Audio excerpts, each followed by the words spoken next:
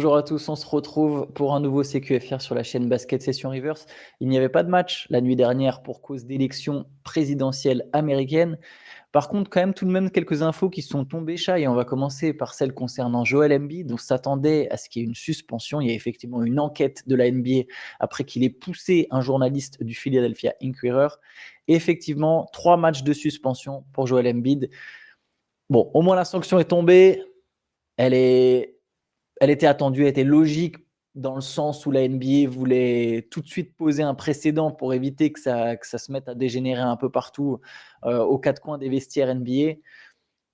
C'est peut-être ça le plus important pour les Sixers, c'est que c'est tombé et que c'est finalement que 3 matchs. J'étais pas sûr, moi, j'étais pas sûr qu'il y aurait suspension parce que, comme tu le dis, il y a un peu jurisprudence. Alors, il y a déjà eu des altercations entre des journalistes et des joueurs, mais là, c'était un peu la première fois, en tout cas, dans un passé récent. On en avait parlé avec Théo dans le podcast de lundi sur la relation un peu orageuse entre les joueurs et les médias. Vous pouvez d'ailleurs toujours aller écouter ça, c'est toujours disponible et c'est d'actualité. Je savais pas à quoi m'attendre, en fait. Et tu vois, 3 matchs, est-ce que j'arrive pas à savoir si c'est sévère, pas assez sévère. Moi, personnellement, je m'attendais presque plus simplement à une amende. Ah non, Euh, pour moi, c'était sûr qu'il allait y avoir ouais. suspension. Ah Mais ouais. parce que en fait, c'est autant que Draymond Green, il avait pris ça la première fois qu'il avait commencé à sortir la machette sur le terrain. Il avait pris 5, je crois. 3 puis 5, je crois. D'abord 3, après 5. Ouais. Faut regarder, mais en tout cas, c'est pour une action hors terrain. Donc bon, c'est pas catastrophique pour lui. Bon, il perd 1 million, je crois, dans l'affaire. Ouais. Bon, pour moi, ce serait problématique. Si on était suspendu 3 matchs et qu'on perdait 1 million, pour lui, c'est pas très grave. Et dans tous les cas, en plus, il n'était pas encore à 100% pour reprendre. Donc, oui, alors, quelque part, c'est peut-être aussi bien pour pas que ça fasse boule de neige et que dès qu'un joueur a un problème avec un journaliste, il aille le confronter physiquement, le menacer, parce que Théo l'avait bien dit, ce qui était presque le plus choquant, c'est pas tellement l'espèce de coup de sang où il le pousse et où ils ont vite été séparés, c'était en gros, si tu recommences, je te règle ton compte et je vais en assumer les conséquences, c'est un peu le message qu'il avait fait passer. Ouais, bon, voilà, c'est pas illogique, je savais juste pas trop à quoi m'attendre, quoi. Je pense que c'est le contact physique finalement entre Embiid et le journaliste, voilà, pour éviter que ça tout de suite tu poses un précédent. OK, si je touche un journaliste, j'ai 3 matchs, j'ai plusieurs matchs de suspension, je perds de l'argent. Comme tu as dit, Embiid, il peut se permettre de perdre 1 million, mais il y en a certains dans la ligue, leur salaire peut-être leur permet moins. Enfin bref, au moins il y a ce précédent qui est posé. Pour les Sixers, bon alors j'ai dit, bon c'est que 3 matchs, mais c'est vrai que c'est toujours encore 3 matchs sans Embiid sur un début de saison quand même très, très, très Ouais. délicat. 5 défaites en 6 matchs. Et moi, plus que l'incident lui-même, ce qui me marque, c'est finalement l'atmosphère un peu nauséabonde qu'il y a du côté de Philly sur ce début de saison. Un peu tendu en tout cas, ouais, Paul George qui vient seulement de revenir, Embiid qui a au-delà de ça, pareil, on en avait parlé avec Théo, mais cette espèce de sortie où il dit qu'il mérite pas les critiques pour tout ce qu'il a fait pour la ville et machin. Bon, c'est sûr que l'atmosphère a pas l'air top. Après, pour rester positif, au sortir des 3 matchs, il y aura plus d'excuses. Ils seront dans leur configuration optimale normalement avec Paul George qui aura joué quelques matchs, Embiid qui sera là, Tyrese Maxey est toujours là. Normalement, ça devrait commencer à aller. C'est si ça va pas après, s'ils n'arrivent pas à retourner la situation du début de saison compliqué, là, il faudra vraiment s'inquiéter, je pense. Mais Bon, là, il va manquer les matchs contre les Clippers, les Lakers et les Hornets, je crois. Mais derrière, par contre, ouais, il y aura plus d'excuses, quoi. Normalement, il sera apte physiquement. Il devait être apte physiquement et devait reprendre là récemment. mais en fait, ils ne seront pas complètement en situation optimale parce que Daryl Morey, alors on ne sait pas s'il va tenir leur plan, mais apparemment, cette année, il n'y a pas de back-to-back pour Joel Embiid et pour Paul George. Donc en fait, ils vont avoir qu'une moitié de saison avec Joel Embiid, même un peu moins. Ah, j'exagère, un peu plus que la moitié, peut-être. Il va peut-être jouer 50 matchs, 55 matchs.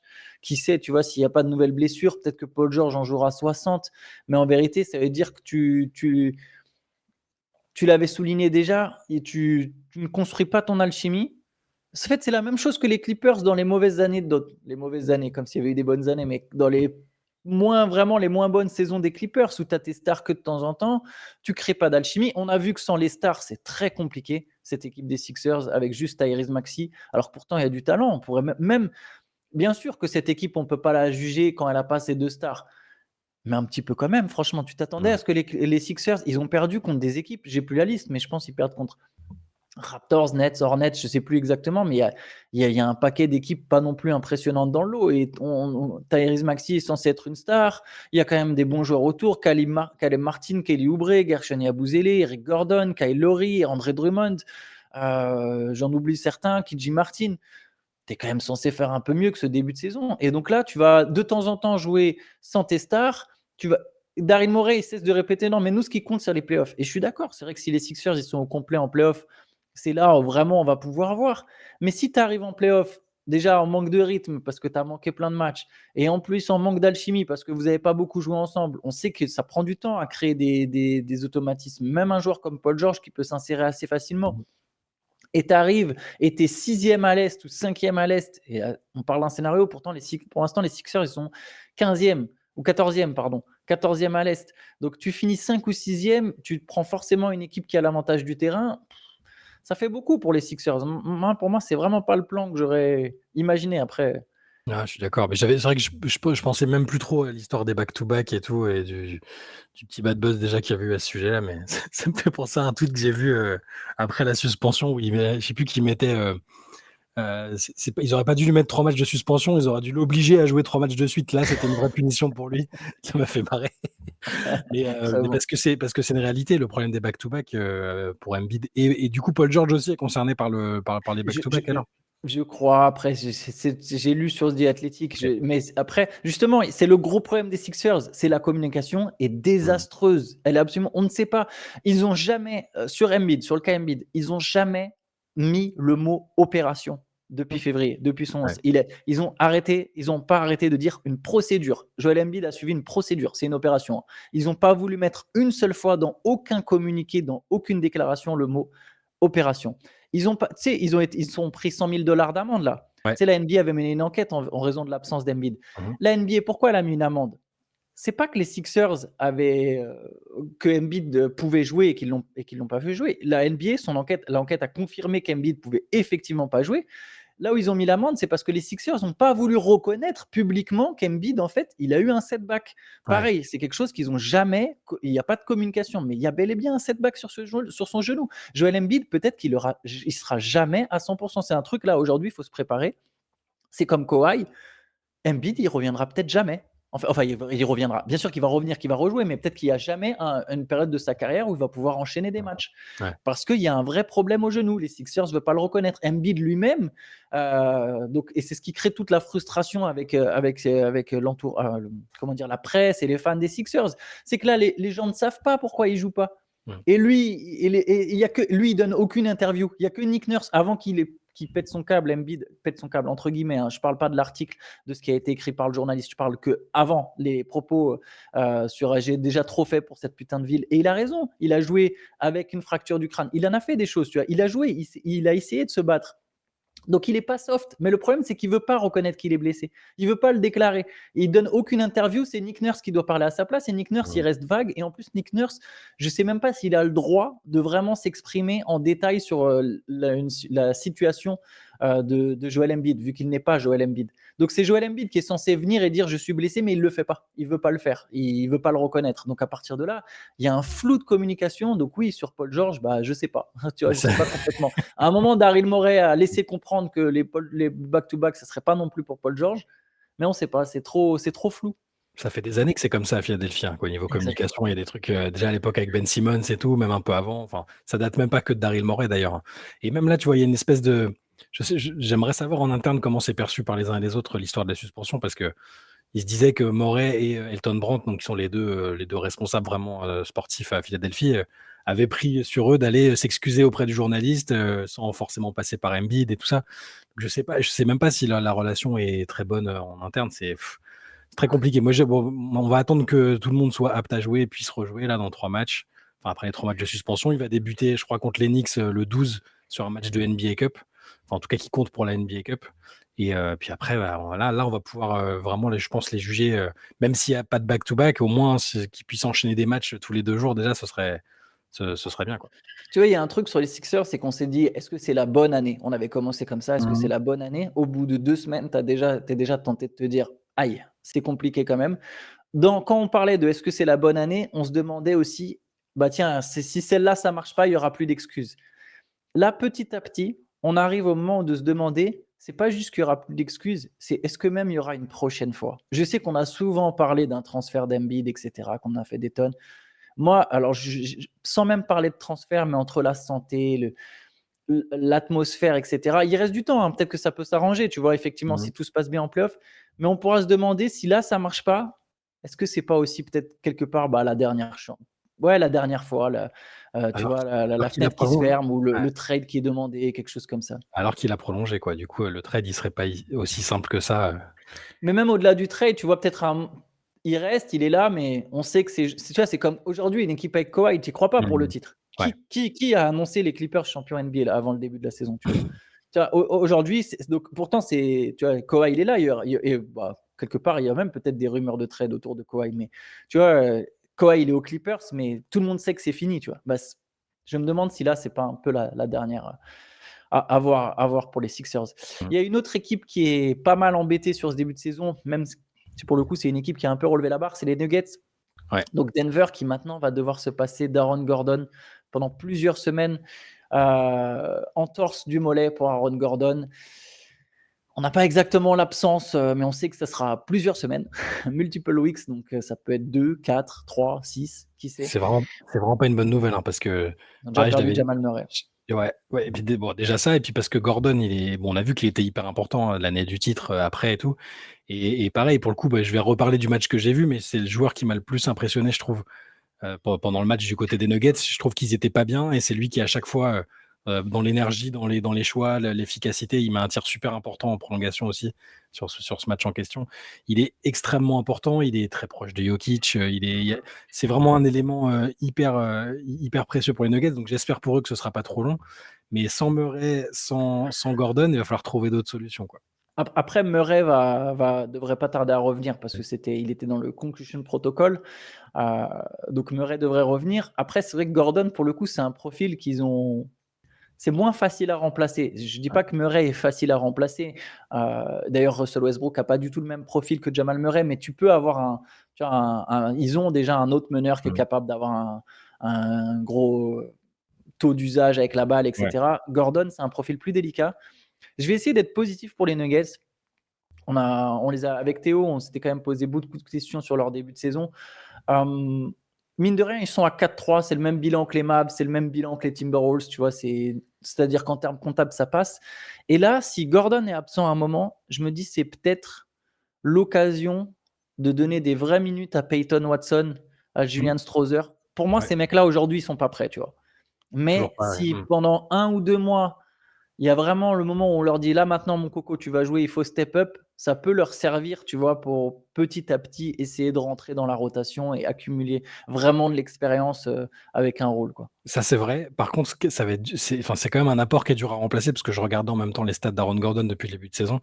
Alors, il est à 17,5 points par match, 7,8 rebonds et surtout, il est à 53 d'adresse en Ouais. global, 55 à 3 points, 85 sur la ligne. Donc, c'est le meilleur shooter, c'est le shooter le plus adroit à 3 points et au true shooting pour les Nuggets. Donc, même si, en plus, tu sais que c'est des jeunes que j'aime bien, moi, et d'ailleurs, je les avais vus trop beaux l'année dernière en me disant que Denver pourrait faire le back-to-back avec eux, alors que c'était clairement trop tôt et que c'est peut-être encore trop tôt. J'espère qu'ils seront capables de compenser un peu cette absence-là. Ça va vraiment pas être simple, hein. Ça faut que d'autres joueurs, Christian Brown et tout le monde autour arrive à apporter quelque chose pour essayer de le remplacer parce que Gordon est vraiment, vraiment fondamental, quoi. Autre joueur fondamental pour une équipe qui a été sacrée il y a pas longtemps, c'est Chris Middleton. Et Chris Middleton, pour le coup, juste en rapide, toujours pas de nouvelles, il n'a même pas repris les 55. Voilà, Ouais. Shams Charania nous apprend que Middleton, son retour n'est absolument pas imminent, quoi. Et alors que les Ouais, Bucks, pour le coup, sont derniers à l'Est avec une victoire en 7 matchs. ouais et le coaching staff a reconnu que ça prenait beaucoup plus de temps que ce qu'ils avaient prévu. C'est pas du tout une bonne nouvelle, évidemment, parce que là aussi, on connaît l'importance de Middleton dans le groupe, dans la relation avec Giannis. C'est le lieutenant, clairement. C'est l'un des joueurs les plus expérimentés de l'équipe. C'est vraiment pas une bonne nouvelle. Ils ont besoin d'un mec comme ça pour inverser la tendance. Donc, ouais, Middleton aussi, ça commence à faire plusieurs saisons où c'est compliqué, où il n'arrive pas à être à 100%, où à chaque fois il y a des petites rechutes, ou ça prend plus de temps que prévu. C'est un peu inquiétant aussi pour les Bucks. Et ouais, carrément, sachant que pour le coup, lui, tu sais que l'équipe est pas la même quand il est là. Et même avec lui, tu peux te dire qu'il y aura des Mmh. lacunes et des limites dans cet effectif, mais au moins il apporte un peu de liant. Pas prêt de revenir, Il c'est a dit, il a dit: «Je me sens bien», donc tu dis: «Ah c'est cool», il va dire: «Je reviens, dans 2 matchs», il dit: «Mais juste, je me sens pas assez bien pour jouer». C'est compliqué quand je me même, sens bien, mais mais pas si bien, quoi. là, il dit qu'il est en train de travailler et que voilà, qu'il va revenir prochainement, mais que le staff est derrière lui, de savoir tous les trucs classiques, mais qui sont censés être, qui sont rassurants pour les fans, mais il dit que faut quand même que ça arrive à un moment, quoi. Et si pendant 2 mois il dit qu'il se sent, c'est problématique, quoi. Allez, on continue le tour des blessures, hein. C'est un CQFR un peu, on fait le Ouais. point sur les bobos de chacun. Autre mauvaise nouvelle, cette fois-ci pour les Spurs, il y en a même 2. On va commencer avec Jeremy Sohan. Jeremy Sohan, fracture du pouce. Mmh. Là, pareil, il va devoir être opéré, donc ça va sans doute être plusieurs semaines d'absence. Pas forcément non plus 3 mois, mais il y a moyen que Mmh. Jeremy Sohan manque plusieurs matchs. Et pour le coup, lui aussi était en train de passer un cap, hein. Il faisait un très bon début de saison. Il est à 15 points, 7 rebonds de moyenne, 3 passes. Je le trouvais intéressant dans le jeu, Jeremy Sohan. Donc ça fait un nouveau coup dur pour les Spurs. Ouais, Benjamin a écrit un article qu'on a posté ce matin sur, alors c'était avant qu'on connaisse, préparé avant, mais qui était intéressant parce qu'il montre qu'à la fois il est en train de réaliser le meilleur début de saison de sa jeune carrière quand même, parce qu'il est pas âgé, hein, il a pas beaucoup de saisons derrière lui, mais il était à plus de 50 au tir, 17 points, il prend beaucoup de rebonds, il a vraiment franchi un cap dans le jeu, mais que paradoxalement, il continuait de faire quand même beaucoup d'erreurs qui étaient pénalisantes pour les Spurs sur des petits détails qui faisaient que parfois les matchs tournaient pas dans leur sens et que Sohan malheureusement était encore un peu au centre de ça, mais c'est un joueur sur lequel il compte beaucoup. Donc là, dans l'idée que certains avaient que les Spurs pourraient peut-être jouer quelque chose cette année, notamment le play-in. Bon, au-dessus, ça paraît quand même, ça semble compliqué. Là, voir Son qui va te manquer plusieurs semaines, non, c'est pas non plus, c'est pas non plus une bonne nouvelle. On va voir qui va un peu step up, voir qui qu'ils ont dans l'effectif pour remplacer ce qu'il apporte, parce que 17 points par match, avec une telle adresse, ça se remplace pas comme ça non plus, malheureusement. Sachant qu'il manque aussi Vassell en plus en ce moment. Ouais. Et il manque Greg Popovich. Mmh. Pour Greg Popovich, les nouvelles ne sont pas bonnes non plus, hein. Shams Charania a déclaré que il y a eu un sérieux problème en fait avec Popovich, un Ouais, sérieux ça. pépin de santé, Mmh. et que là il était out pour un long moment. On ne sait même pas vraiment s'il va bien, mais on risque de pas le revoir Ah, on avant un sait moment pas. sur le banc des Spurs. On sait pas. Après, les porte-paroles enfin, le porte-parole de Santonio a dit que, enfin, il a voulu être assez rassurant dans un premier temps, mais ouais, que Charania dise qu'il y a un niveau d'inquiétude élevé sur sa santé. Je sais pas ce que ça veut dire. Je sais pas si après on peut tout imaginer quand c'est pas très Mmh. clair. Tu sais pas, est-ce que il apprend qu'il a une maladie? Est-ce que c'est une attaque, un truc de type AVC, un truc cardiaque? On n'en sait rien en fait. Et mais par contre, qui communique en disant, enfin, que Charania ait l'information comme quoi c'est assez inquiétant, c'est que ouais, bon, de toute façon, on peut que lui souhaiter un très bon rétablissement et qu'il revienne le plus vite possible pour les Spurs. Mais on l'a redit hier, voilà, il est pas jeune et c'est hyper éprouvant de coacher en NBA entre les déplacements, le fait d'être. C'est quand même intense un match, le rythme d'un match. Puis Popovic, il reste pas assis sur son banc à rien faire, quoi. Il est quand même tout le temps en train de coacher.